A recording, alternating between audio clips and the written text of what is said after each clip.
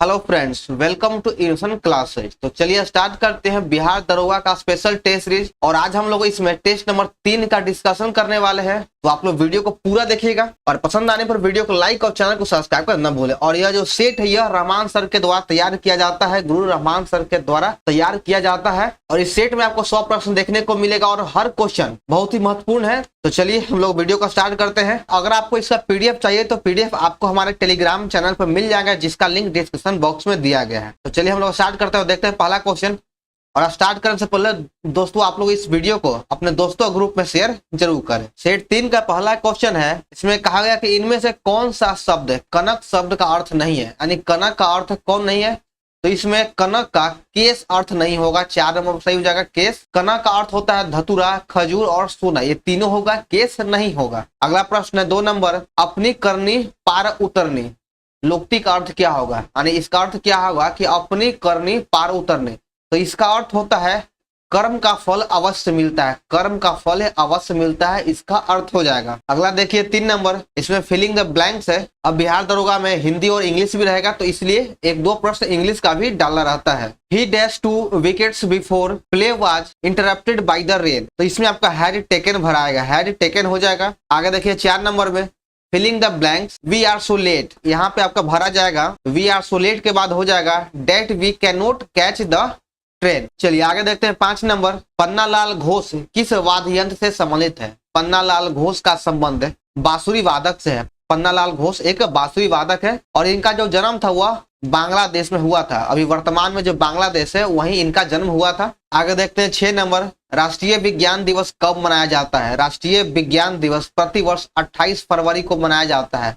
प्रतिवर्ष 28 फरवरी को राष्ट्रीय विज्ञान दिवस मनाया जाता है। आगे देखते हैं अगला प्रश्न है कि राउत नाच कहाँ का सुप्रसिद्ध आदिवासी नृत्य है। राउत नाच कहाँ का प्रसिद्ध आदिवासी नृत्य है। तो यह हो जाएगा छत्तीसगढ़। छत्तीसगढ़ इसका सही नृत्य है, आंसर है। यह जो नृत्य है राउत नाच, यह जो है एक विशेष प्रकार की जाति के द्वारा किया जाता है, या वह जाति का नाम है यादव या यादववंशियों के द्वारा यह नाच किया जाता है। ग्रैमी पुरस्कार किस क्षेत्र में दिया जाने वाला प्रमुख पुरस्कार है। यह जो पुरस्कार है यह संगीत के क्षेत्र में दिया जाने वाला महत्वपूर्ण पुरस्कार है। तो ग्रैमी पुरस्कार का संबंध, ग्रैमी पुरस्कार का संबंध हो जाएगा संगीत से। कारावास नामक पत्रिका का लेखक कौन था। कारावास नामक पत्रिका का लेखक हो जाएगा भवानी दयाल सन्यासी। भवानी दयाल सन्यासी इसका सही उत्तर है। आगे देखिए अगला प्रश्न है 10 नंबर, मलिक बया का मकबरा कहाँ स्थित है। मलिक बया का मकबरा बिहार शरीफ में है और यह बिहार शरीफ के पीर पहाड़ी पर है। बिहार शरीफ के पीर पहाड़ी पर स्थित है। 11 नंबर देखिएगा, बिहार में लोकायुक्त की स्थापना किस वर्ष किया गया था। बिहार में लोकायुक्त की स्थापना 1971 में किया गया था। 3 नंबर बिल्कुल सही हो जाएगा, 1971। और बिहार के अगर पूछ दे कि पहले लोकायुक्त कौन है, तो इसके पहले लोकायुक्त हो जाएगा वासुदेव सोहिना। वासुदेव सोहिनी इसका प्रथम लोकायुक्त है। आगे देखिए 12 नंबर, और बिहार में लोकायुक्त की स्थापना 1971 ईस्वी में किया गया था।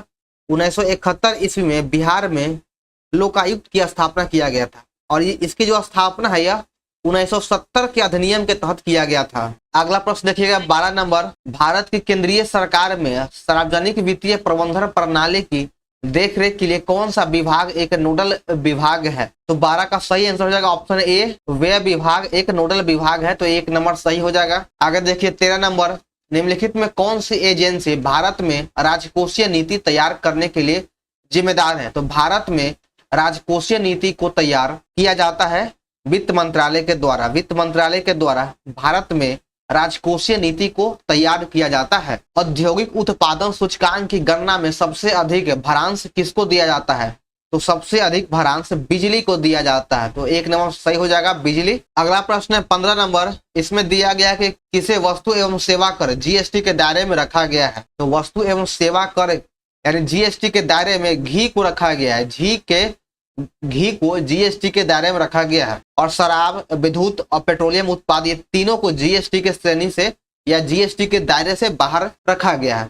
आगे देखिए 16 नंबर, निम्नांकित कथनों पर विचार कीजिए। रंगराजन समिति भुगतान संतुलन से संबंधित है। तो बिल्कुल सही है, रंगराजन समिति का संबंध भुगतान संतुलन से है। किसी देश द्वारा आयात पर लगाए गए कर को टैरिफ कर कहा जाता है। तो आपका इसमें से 1 और 2 दोनों कथन सही है। 17 नंबर देखिएगा, इसमें कहा गया कि निम्नलिखित कथनों पर विचार कीजिए और बताना है कि कौन सा कथन है जो असत्य यानी गलत है। प्रतिभूति विनिमय कर की शुरुआत 1 अक्टूबर 2004 को किया गया था, तो यह बिल्कुल सही है। केंद्र को सबसे अधिक निव्वल राजस्व की प्राप्ति सीमा शुल्क से होता है, तो आपका 2 नंबर भी सही है। तो इसमें से आपका 1 और 2 दोनों सही है, गलत कोई भी नहीं है। तो सही आंसर हो जाएगा ऑप्शन डी, ना तो 1 और ना ही 2 गलत है। रिवर्स रेपो रेट किससे जुड़ी शब्दावली है? रिवर्स रेपो रेट का संबंध आरबीआई से है, आरबीआई से है। अगला है 19 नंबर, राष्ट्रीय राजनीति दल वह होता है जो कुल वैध मतों का 6% प्राप्त करता है या कर लिया हो। तो वो कितने राज्यों में 6% से अधिक अगर वैध मत प्राप्त करेगा तो उसे राजनीति दल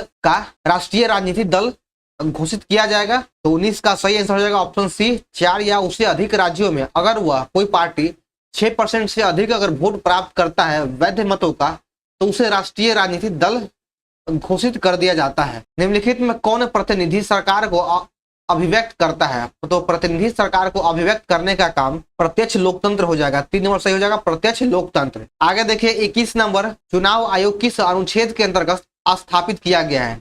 चुनाव आयोग को अनुच्छेद 324 के अंतर्गत स्थापित किया गया है। 2 नंबर बिल्कुल सही आंसर है। चुनाव आयोग की स्थापना 1950 ईस्वी में किया गया है और इसका उल्लेख अनुच्छेद 324 के अंतर्गत है। अनुच्छेद 356 में राष्ट्रपति शासन का उल्लेख किया गया है। अगला है 22 नंबर, निम्नलिखित कथनों पर ध्यान पूर्वक पढ़िए। जिला न्यायालयों के न्यायाधीश की नियुक्ति राज्यपाल के द्वारा उस राज्य के उच्च न्यायालय से परामर्श के बाद किया जाता है, तो बिल्कुल सही है, आपका 1 नंबर सही हो जाएगा। उच्च न्यायालयों के अधीन एवं उसके नियंत्रण में कार्य करने वाले न्यायालयों के अधीनस्थ का वर्णन अनुच्छेद 233 से 237 तक किया गया है, तो आपका ऑप्शन नंबर 2 भी सही है। अधीनस्थ न्यायालय का वर्णन अनुच्छेद 233 से लेकर 237 तक किया गया है, तो इसमें से दोनों कथन सही है। आगे देखिए 23 नंबर में भी कहा गया कि दोनों कथन में से कौन सही नहीं है। संविधान के भाग 6 पंचायतों से संबंधित है और इसे 71वें संविधान संशोधन अधिनियम 1992 के द्वारा जोड़ा गया है, तो यह बिल्कुल ही गलत है, क्योंकि भाग 6 का संबंध भाग 6 में राज्यों के शासन का दिया गया। भाग 6 में राज्यों के शासन के बारे में बताया गया है और इसका उल्लेख अनुच्छेद 152 से लेकर 237 तक किया गया है। पंचायती राज का संबंध भाग 9 में है, पंचायतों का उल्लेख भाग 9 में है, जिसे 73वां संविधान संशोधन अधिनियम 1992 के द्वारा जोड़ा गया था। यहाँ 71 नहीं 73 हो जाएगा, तो पहला आपका गलत है। स्वर्ण सिंह समिति राज्य के नीति निर्देशक सिद्धांत से संबंधित है, तो यह भी गलत है। स्वर्ण सिंह समिति का संबंध मौलिक कर्तव्य से है, मौलिक कर्तव्य से हो जाएगा और मौलिक कर्तव्य का उल्लेख भाग 4 के कम है और अनुच्छेद 51 के क हो जाएगा, तो इसमें से दोनों कथन है जो गलत है। आगे देखिए 24 नंबर, कटौती प्रस्ताव का उद्देश्य क्या होता है? कटौती प्रस्ताव का उद्देश्य होता है बजट प्रस्तावों के खर्च में कमी का प्रस्ताव प्रस्तुत करना, तो 3 नंबर सही हो जाएगा 24 का। आगे देखिए 25 नंबर, निम्नांकित में से किस संवैधानिक संशोधन अधिनियम के द्वारा मंत्रिपरिषद की संख्या लोकसभा के कुल सदस्यों के 15% की सीमा तक निर्धारित किया गया है? इसमें कहा गया है कि किस संवैधानिक संशोधन के द्वारा लोकसभा में उसके सदस्यों का 15% मंत्रिपरिषद तक ही होगा, 15% निर्धारित कर दिया गया है। तो यह जो है 51वां संविधान संशोधन 2003 के द्वारा जोड़ा गया है कि मंत्रिपरिषद की संख्या लोकसभा के कुल सदस्यों का 15% से अधिक नहीं होगा। इंदिरा साहनी बनाम भारत संघ मुकदमे में सर्वोच्च न्यायालय का निर्णय किस विषय से संबंधित है? तो इसका जो विषय है वह सरकारी नौकरियों में अन्य पिछड़ा वर्ग के आरक्षण से था, तो 1 नंबर सही हो जाएगा। 27 नंबर देखिएगा, इसमें कहा गया है कि कोई विधेयक धन विधेयक कहलाता है अगर उसमें करों के अधिरोपण, उन्मूलन, छूट, परिवर्तन या विनियमन से संबंधित प्रावधान होता है, तो यह कथन आपका बिल्कुल सही है। आगे 2 नंबर, धन विधेयक सर्वोच्च न्यायालय में पेश किया जाता है, तो बिल्कुल गलत है। धन विधेयक को केवल लोकसभा में ही पेश किया जाता है, तो इसमें से चुनना कि असत्य कथन कौन है, तो आपका 2 नंबर असत्य कथन हो जाएगा। आगे देखिए 28 नंबर, राष्ट्रीय दल का दर्जा कौन प्रदान करता है? राष्ट्रीय दल का दर्जा निर्वाचन आयोग के द्वारा प्रदान किया जाता है, 3 नंबर सही है। और निर्वाचन आयोग का गठन अनुच्छेद 324 के अंतर्गत किया गया 1950 में। संसद का उल्लेख अनुच्छेद 79 में किया गया है। सर्वोच्च न्यायालय का उल्लेख अनुच्छेद 124 में है। वित्त आयोग का अनुच्छेद 280 में है। वित्त आयोग का गठन अनुच्छेद 280 के तहत किया जाता है। राज्य का राज्यपाल अनुच्छेद 243 के झ के अनुसार प्रत्येक 5 वर्ष की समाप्ति पर किसका गठन करता है? तो राज्य के वित्त आयोग का उल्लेख अनुच्छेद 243 के झ में है। राज्य के वित्त आयोग का गठन राज्यपाल के द्वारा अनुच्छेद 243 के झ के तहत किया जाता है, तो 1 नंबर सही हो जाएगा। और केंद्र में वित्त आयोग का गठन अनुच्छेद 280 के तहत किया जाता है। अगला प्रश्न है 30 नंबर। इसमें कहा गया कि राष्ट्रपति के निर्वाचन के लिए निर्वाचक मंडल का प्रावधान निम्न में से कौन सा अनुच्छेद करता है। राष्ट्रपति के निर्वाचक मंडल का प्रावधान कौलिक अनुच्छेद 54 में किया गया है, तो 2 नंबर बिल्कुल सही है, अनुच्छेद 54। आइए हम लोग राष्ट्रपति से संबंधित सभी अनुच्छेदों को एक बार देखते हैं। देखिए, अनुच्छेद 52 में राष्ट्रपति के पद का उल्लेख किया गया है, अनुच्छेद 52 में राष्ट्रपति का पद हो जाएगा। अनुच्छेद 53 के अंतर्गत अनुच्छेद 53 में राष्ट्रपति के कार्यपालिका शक्ति के बारे में बताया गया। अनुच्छेद 54 में राष्ट्रपति के निर्वाचन मंडल है।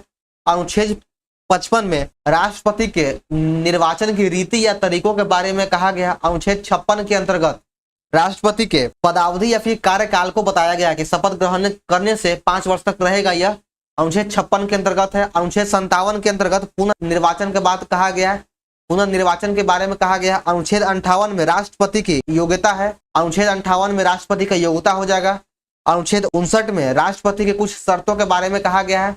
अनुच्छेद 60 में राष्ट्रपति का शपथ ग्रहण है और अनुच्छेद 61 के अंतर्गत राष्ट्रपति पर महाभियोग के लिए कहा गया है। तो चलिए, ये था राष्ट्रपति से संबंधित कुछ अनुच्छेद। चलिए आगे देखते हैं 31 नंबर को। Partnership for carbon accounting financial PCAF में शामिल होने वाला भारत का पहला बैंक कौन है। तो शामिल होने वाला पहला भारतीय बैंक हो जाएगा union bank of India. 4 number सही हो जाएगा, union bank of India.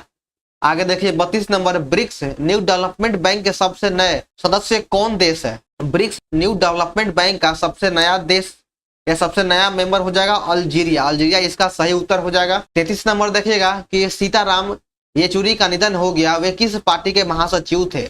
Sitaram Yechury का संबंध भारतीय कम्युनिस्ट पार्टी से है या फिर मार्क्सवादी पार्टी से है, तो 1 नंबर सही हो जाएगा। आगे देखिए 34 नंबर। हाल ही में चर्चा में रहे वैभव सूर्यवंशी किस खेल से संबंधित है। वैभव सूर्यवंशी का संबंध क्रिकेट से हो जाएगा, क्रिकेट से वैभव सूर्यवंशी का संबंध है। शहरी क्षेत्र के सभी प्राथमिक स्वास्थ्य केंद्रों में आयुष सेवाओं देने वाला देश का पहला राज्य कौन है। तो यह देश का पहला राज्य हो जाएगा मध्य प्रदेश। मध्य प्रदेश ही देश का पहला राज्य है जहां अपने सभी प्राथमिक स्वास्थ्य केंद्रों में आयुष सेवा प्रदान कर रहा है। अगला प्रश्न देखिएगा 36 नंबर। हाल ही में केंद्र सरकार ने श्री विजयपुरम किसका नाम रखा है, यानी किस जगह का नाम बदल करके श्री विजयपुरम कर दिया गया है। तो पोर्ट ब्लेयर का नाम बदलकर अब श्री विजयपुरम कर दिया गया है। बहुत ही इंपॉर्टेंट क्वेश्चन है यह आने वाले प्रतियोगी परीक्षा के लिए, कि पूछ सकता है कि किस जगह का नाम बदलकर श्री विजयपुरम कर दिया गया है। तो पोर्ट ब्लेयर। और इसकी घोषणा गृह मंत्रालय के द्वारा अमित शाह के द्वारा किया गया है। पैरालंपिक गेम्स 2024 में भारत ने कुल कितने पदक जीता है। पैरालंपिक्स में भारत के द्वारा कुल मिलाकर 29 पदक जीता गया, जिसमें से 7 स्वर्ण पदक है, 9 रजत है और 13 कांस्य पदक जीता गया। 7 गोल्ड, 9 रजत हो जाएगा और 13 कांस्य। आगे देखिए 38 नंबर। किसने पहली बार अमेरिकी ओपन 2024 का महिला एकल का खिताब जीता है। अमेरिकी ओपन 2024 का महिला एकल का खिताब पहली बार एरिना सबालेका के द्वारा जीता गया है। 3 नंबर सही हो जाएगा, एरिना। यहाँ पे एरिना नहीं होगा, अरियाना हो जाएगा, अरियाना सबालेका। आ गया 39 नंबर। क्वाड शिखर सम्मेलन 2024 की मेजबानी कौन सा देश करेगा। क्वाड शिखर सम्मेलन 2024 की मेजबानी अमेरिका के द्वारा किया जाएगा या फिर अमेरिका करेगा, तो 4 नंबर सही है। आगे देखिए 40 नंबर। यातायात प्रबंधन, सड़क सुरक्षा एवं आपातकालीन सेवाओं से जुड़ी जानकारी देने हेतु हाल ही में किस राज्य में मैप माई इंडिया के साथ समझौता पत्र पर हस्ताक्षर किया गया है। तो यह जो हस्ताक्षर है यह बिहार राज्य के द्वारा किया गया है। बिहार राज्य ने मैप माई इंडिया से हस्ताक्षर किया है या फिर समझौता किया है। 41 नंबर देखिएगा, इसमें थोड़ा सा क्वेश्चन इरर है। 41 नंबर में कहा गया कि यदि दो संख्या एक तीसरी संख्या से क्रमशः 20% और 50%, यानी एक संख्या यानी दो संख्या तीसरी संख्या का 20% और 50% है, तो दोनों संख्याओं का अनुपात क्या होगा। तो हम मानते हैं कि तीसरी संख्या हो जाएगा 100, तो पहली संख्या हो जाएगा यानी 100 का 20% यानी 20 हो गया, और 100 का 50% यानी 50%। तो इन दोनों का अनुपात क्या हो जाएगा, इन दोनों का अनुपात हो जाएगा 2:5। आगे 42 नंबर। 240 मीटर लंबी रेलगाड़ी एक खंबे को 24 सेकंड में पार करता है, तो यह रेलगाड़ी 650 मीटर लंबे प्लेटफॉर्म को कितने समय में पार करेगा। यह पूछ रहा है इसमें कि रेलगाड़ी जो है जिसकी लंबाई 650 किलोमीटर है, तो इसमें यह पूछा गया है कि 650 मीटर लंबे प्लेटफॉर्म को पार करने में कितना समय लगेगा। तो आइए देखते हैं। सबसे पहले हम लोग ट्रेन का चाल निकाले हैं, तो चाल बराबर दूरी बटा समय हो जाएगा। तो दूरी ट्रेन का हो गया 240 मीटर और समय 24 सेकंड, तो चाल हो गया 10 मीटर प्रति सेकंड। अब निकालना यहाँ पे समय, वो जब हम प्लेटफॉर्म को कितने समय पार करेगा। एक प्लेटफॉर्म को पार करने में ट्रेन प्लेटफॉर्म की दूरी के साथ साथ अपने दूरी को भी पार करता है, इसलिए इसमें दोनों का दूरी ऐड हो जाएगा। तो 650 प्लस 240 890 हो जाएगा। और चाल क्या था, तो चाल 10 मीटर प्रति सेकंड, तो कट जाएगा, तो आपका आ जाएगा 89 सेकंड में यह ट्रेन प्लेटफॉर्म को पार कर जाएगा। तो एक नंबर सही हो जाएगा। 72 किलोमीटर प्रति आवर की चाल से एक रेलगाड़ी 400 मीटर लंबी प्लेटफॉर्म को 1 मिनट 5 सेकंड यानी 65 सेकंड में पार करता है। तो रेलगाड़ी की लंबाई ज्ञात करें।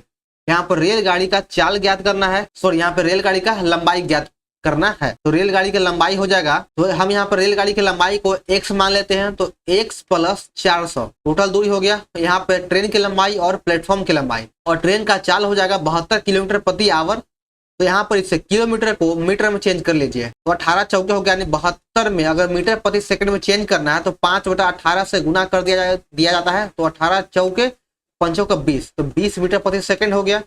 और इसको पार करता है 65 सेकंड में। तो बस आप इसे गुना कर दीजिए, तो 65 गुना हो जाएगा x प्लस 400 बराबर 1300 आ गया। तो x बराबर हो जाएगा 900 मीटर। 900 मीटर यानी ट्रेन की लंबाई 900 मीटर हो जाएगा। तो ऑप्शन में कोई भी आपका आंसर नहीं दिया गया है, तो इसको 900 हो जाएगा सही उत्तर। तो इसमें या तो फिर डाटा इधर होगा कि कोई डाटा अलग होगा, तब उस ऑप्शन के अकॉर्डिंग आंसर होगा, लेकिन इस प्रश्न के लिए आंसर 900 ही है। आगे देखें 44 नंबर। एक ट्रक किसी निश्चित गति से 384 किलोमीटर की दूरी तय करता है। यदि गति को 16 किलोमीटर कम कर दिया जाता है तो उसकी दूरी को तय करने में 2 घंटा का समय अधिक लगता है। तो मूल गति का 75% कितना होगा। तो जब हम दूरी चाल को 16 किलोमीटर कम कर देते हैं तो समय जो 2 घंटा अधिक लगता है। तो इसका ऐसे बनेगा कि 384 किलोमीटर, अब पहले का जो चाल था वह x था, फिर अगर इसको 16 किलोमीटर कम कर दिया जाए, 16 किलोमीटर प्रति घंटा यानी x में से 16 घटा दिया जाए, तो इसका चाल 2 किलोमीटर अधिक लगेगा। तो हम इसे बराबर करने के लिए यहाँ पे 2 घटा देंगे। तो अब इसको आप ऑप्शन से बनाइए।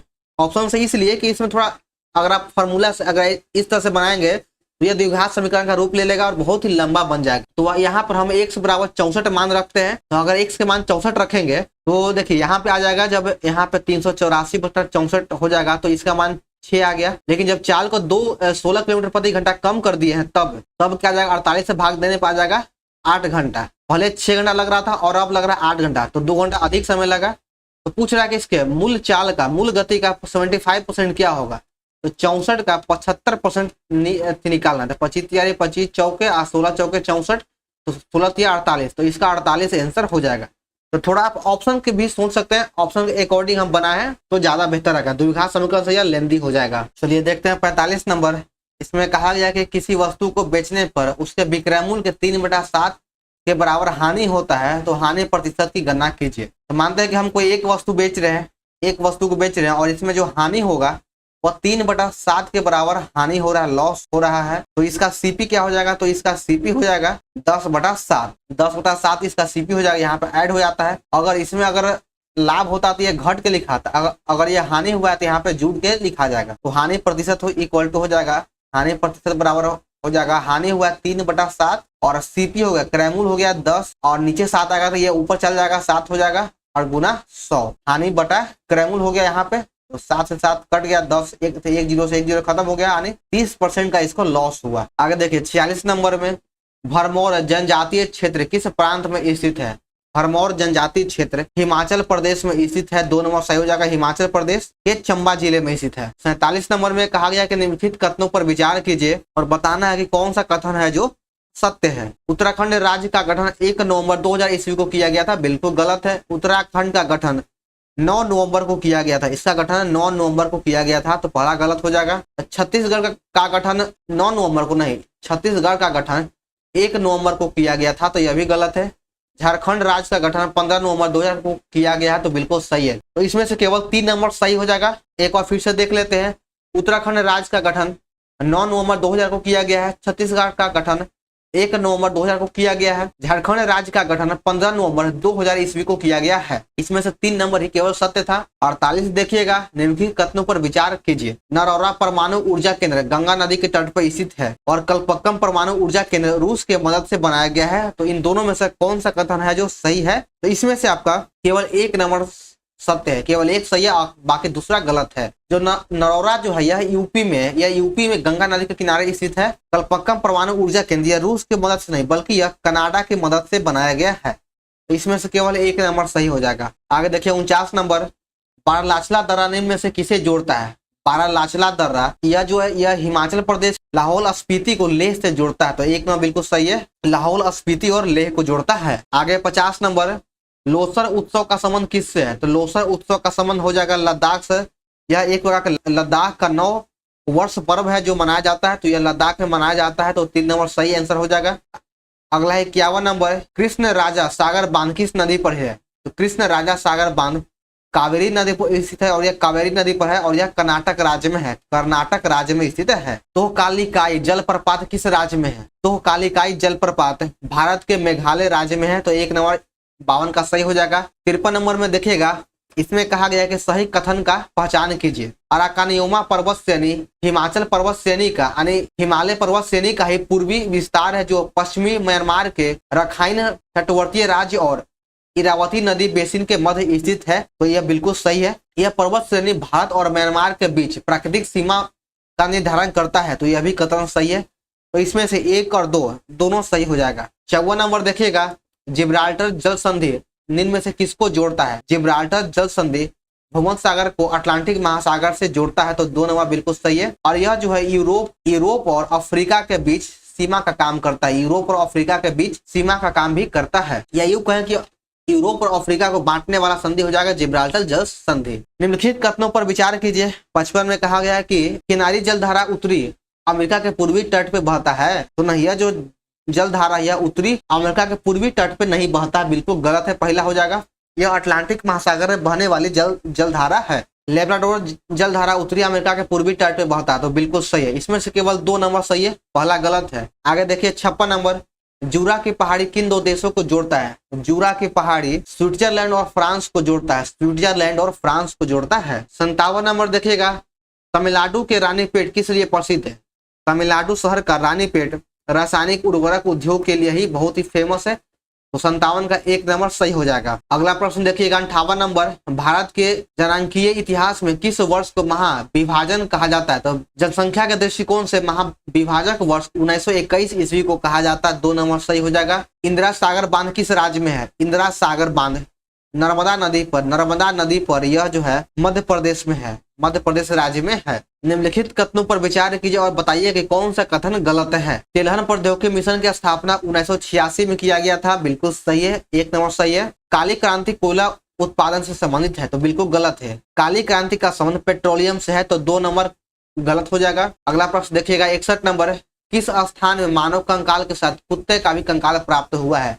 मानव कंकाल के साथ साथ कुत्ते का भी कंकाल बुर्जहोम से प्राप्त हुआ और यह जम्मू कश्मीर में है। सारनाथ स्तंभ का निर्माण किसने करवाया था? सारनाथ स्तंभ का निर्माण राजा अशोक के द्वारा किया गया है। तो 2 नंबर इसका सही उत्तर है राजा अशोक, जिसका संबंध मौर्य वंश से है। किस चोल शासक ने बंगाल की खाड़ी को चोल झील का स्वरूप प्रदान किया था? चोल झील का स्वरूप राजेंद्र प्रथम के द्वारा प्रदान किया गया है। तो ऑप्शन ए सही हो जाएगा, सॉरी ऑप्शन नंबर बी सही हो जाएगा, राजेंद्र प्रथम। आगे देखिए 64 नंबर, किस वैदिक साहित्य में मोक्ष की चर्चा किया गया? मोक्ष की चर्चा किस वैदिक साहित्य में है? तो इसका जो उल्लेख है यह उपनिषद में किया गया है। मोक्ष की चर्चा उपनिषद में किया गया है। 65 नंबर में कहा गया निम्नलिखित कथनों पर विचार कीजिए और बताना है कि इसमें से कौन सा कथन है जो असत्य यानी गलत है। जैन धर्म में पूर्ण ज्ञान के लिए कैवल्य शब्द का उपयोग किया गया है। तो बिल्कुल सही है, 1 नंबर सही है इसका। कनिष्क ने धर्म महामात्रों का नियुक्ति किया था। बिल्कुल गलत है।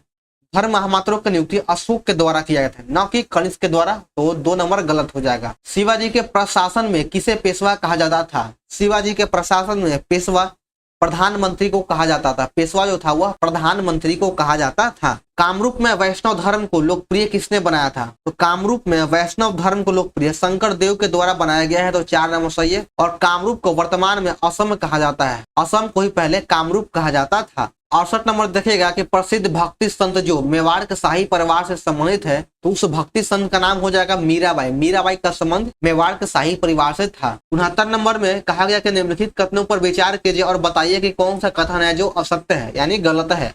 2 अस्पा और 3 अस्पा प्रथा की शुरुआत जहांगीर के द्वारा किया गया था, बिल्कुल सही है। मनसबदारों को वेतन नगद एवं जागीर दोनों ही रूप दिया जाता है, तो इसमें से आपका दोनों कथन ही सही है, गलत कोई नहीं है, तो ऑप्शन डी हो जाएगा, न तो 1 न ही 2। 70 नंबर देखिएगा, जगन्नाथ मंदिर किस शैली में निर्मित मंदिर है? तो जगन्नाथ मंदिर का निर्माण नागर शैली में किया गया है। जो भी उत्तर भारत का मंदिर है उसका निर्माण नागर शैली में किया गया है, और जो दक्षिण भारत के मंदिर है उसका निर्माण द्रविड़ शैली में किया गया है, लेकिन कुछ अपवाद भी है। 71 नंबर में कहा गया कि निम्नलिखित में से कौन सही है? नव हिंदूवाद के सर्वश्रेष्ठ प्रतिनिधि स्वामी विवेकानंद को माना जाता है, तो बिल्कुल सही है। 1891 में शिकागो धर्म सम्मेलन में स्वामी विवेकानंद शामिल हुए थे, तो शिकागो का धर्म सम्मेलन 1891 नहीं बल्कि 1893 में हुआ था, तो इसमें से केवल 1 नंबर है जो सही है। शेरे पंजाब या पंजाब केसरी से के नाम से किसे जाना जाता है? तो पंजाब केसरी के उपनाम से लाला लाजपत राय को कहा जाता है, 1 नंबर सही हो जाएगा। अगला प्रश्न है 73 नंबर, लाहौर अधिवेशन 1929 किस पार्टी से संबंधित है? लाहौर अधिवेशन 1929 का संबंध कांग्रेस से था, तो 2 नंबर सही है। और लाहौर अधिवेशन 1929 में ही कांग्रेस के द्वारा पूर्ण स्वराज का मांग रखा गया था, और यह जो अधिवेशन के अध्यक्ष था पंडित जवाहरलाल नेहरू के द्वारा किया गया था, और इसी में पूर्ण स्वराज की मांग रखा गया। और 1929 ईस्वी के लाहौर अधिवेशन में ही पहली बार स्वाधीनता दिवस मनाए जाने का घोषणा किया गया कि 26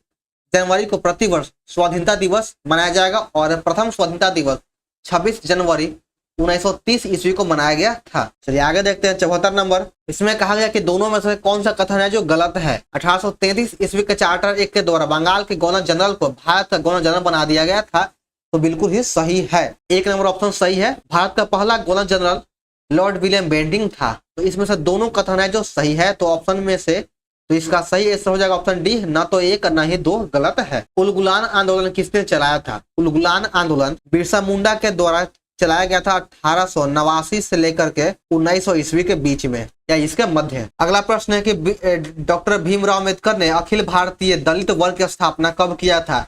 डॉक्टर भीमराव अम्बेडकर के द्वारा अखिल भारतीय दलित वर्ग की स्थापना 1930 ईस्वी में किया गया था। चलिए आगे बढ़ते हैं, दिया गया 77 नंबर, निम्नलिखित में से सत्य कथन की पहचान कीजिए। 1 नवंबर 1858 को इलाहाबाद में आयोजित सिर्फ दरबार में इलाहाबाद के दरबार में लॉर्ड कैनिंग ने महारानी विक्टोरिया का घोषणा पत्र पढ़ा था, तो यह बिल्कुल ही सही है। और इस घोषणा पत्र के तहत ईस्ट इंडिया कंपनी के शासन का अधिकार ब्रिटिश साम्राज्य को दे दिया गया था। इसमें से दोनों कथन है जो सही है। चलिए आगे बढ़ते हैं, इंडियन मिरर अखबार का प्रकाशन कहाँ से किया गया था?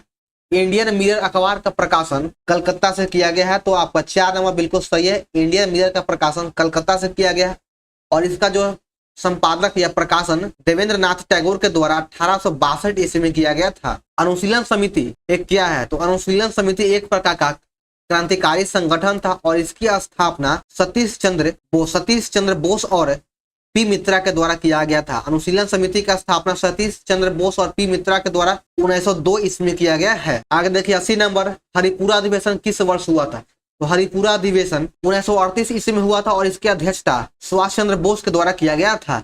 आगे 81 नंबर, एल्युमिनियम ऑक्साइड का स्वभाव क्या होता है? एल्युमिनियम ऑक्साइड का स्वभाव उभयधर्मी होता है, तो 3 नंबर बिल्कुल सही है, उभयधर्मी, और इसका सूत्र हो जाएगा Al2O3। एल्युमिनियम ऑक्साइड का सूत्र होता है Al2O3। अगला प्रश्न देखिएगा 82 नंबर, ओम मीटर किसका मात्रक है? तो ओम मीटर मात्रक हो जाएगा प्रतिरोधकता का मात्रक हो जाएगा ओम मीटर। आवर्त सारणी के किस आवर्त में सबसे अधिक रेडियोधर्मी तत्व में होता है?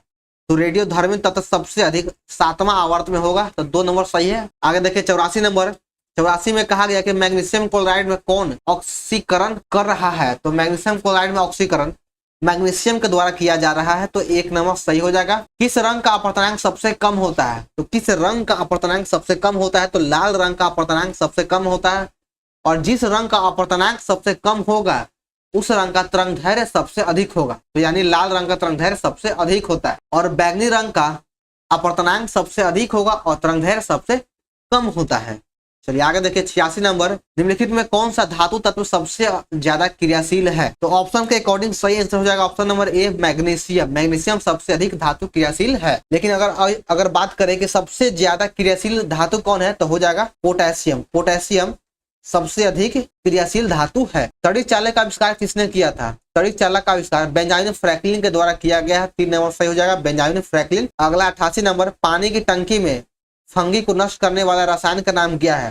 तो पानी की टंकी को फंगी के रसायन को नष्ट करने वाला रसायन का नाम है कॉपर सल्फेट। कॉपर सल्फेट इसका रसायन है। अगला देखिएगा 89 नंबर, सीएनजी का मुख्य घटक क्या होता है?